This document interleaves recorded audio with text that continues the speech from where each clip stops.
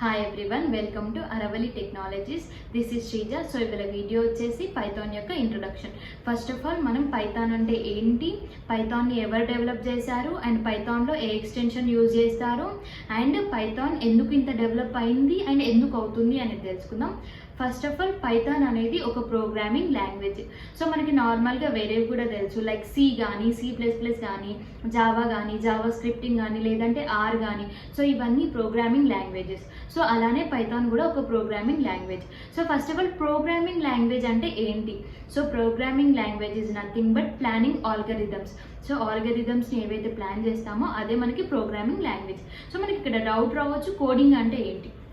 Coding is nothing but implementation. So దేన్నైనా implementation చేయడమే coding అని అర్థం. ఇక్కడ ఎవరైనా అడుగుతారు వాట్ ఈజ్ పైథాన్. సో మనకి వాట్ ఈజ్ పైథాన్ అన్నప్పుడు మనం ఏం చెప్పాలి? Python is nothing but object oriented and high level and scripting language అని చెప్పాలి. సో ఇక్కడ పైథాన్ అనేది మనకి ఆబ్జెక్ట్ ఓరియంటెడ్ ఫ్యూచర్స్ని సపోర్ట్ చేస్తుంది అండ్ హై లెవెల్ లాంగ్వేజ్ అని కూడా చెప్పొచ్చు, అలానే స్క్రిప్టింగ్ లాంగ్వేజ్ అని కూడా చెప్పొచ్చు. సో మనం ఈ వేలో పైథాన్ని డిఫైన్ అనేది చేయాలి. సో పైథాన్ని ఎవరు డెవలప్ చేశారు అండ్ ఏ ఇయర్లో డెవలప్ చేశారు అని తెలుసుకుందాం. గైడియో వాన్ రోసమ్ అనే పర్సన్ పైథాన్ని డెవలప్ చేయడం జరిగింది. ఇన్ 1991లో డెవలప్ చేయడం జరిగింది.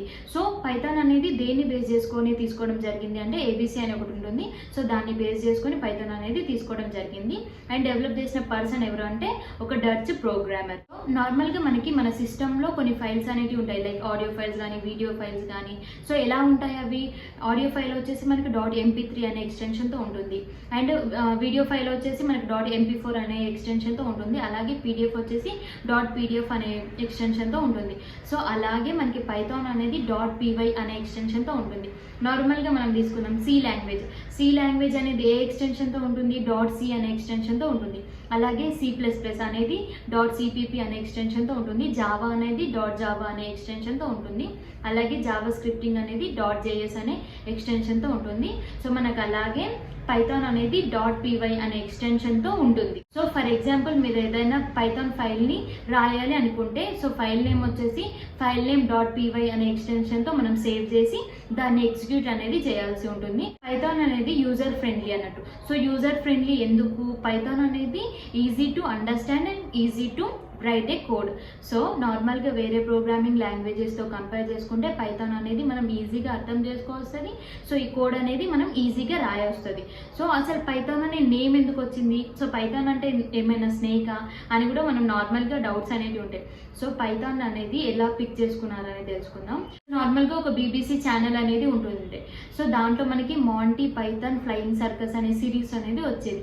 సో దాంట్లో నుండి ఈ పైథాన్ అనే వర్డ్ క్యాచీగా ఉందని వాన్ రోసమ్ ఏం చేశాడు? దాన్ని పిక్ చేసుకున్నాడు. సో ఆ వర్డ్ని పిక్ చేసుకొని ఈ నేమ్ అనేది పెట్టాడు. మనకి పైథాన్ అనేది ఎందుకు అంత పాపులర్ అయింది, ఎందుకు అవుతుంది?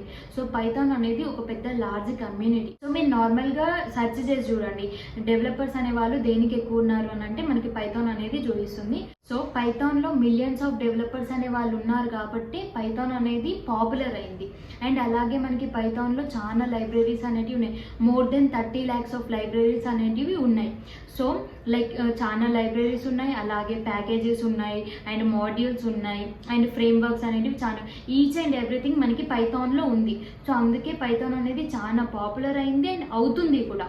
సో నార్మల్గా ఏదైనా ఆడియో ప్రాసెసింగ్ చేయాలనుకుంటే ఆడియో ప్రాసెసింగ్కి రిలేటెడ్ అయిన లైబ్రరీస్ ఉన్నాయి, అలాగే టెక్స్ట్ ప్రాసెసింగ్ చేయాలనుకుంటే టెక్స్ట్ ప్రాసెసింగ్కి రిలేటెడ్ అయిన లైబ్రరీస్ ఉంటాయి. సో మనం ఏది చేయాలనుకున్నా దానికి రిలేటెడ్ అయిన లైబ్రరీస్ కానీ, ప్యాకేజెస్ కానీ, మాడ్యూల్స్ కానీ, లేదంటే ఫ్రేమ్వర్క్స్ అనేటివి మనకి అవైలబుల్గా ఉంటాయి పైథాన్లో. సో అందుకే పైథాన్ అనేది పాపులర్ అయింది అండ్ పైథాన్ అనేది పాపులర్ అవుతుంది కూడా. సో మనకి ఈ వీడియోలో పైథాన్ అంటే ఏంటి అనేది తెలుసుకున్నారు అని అనుకుంటున్నాను.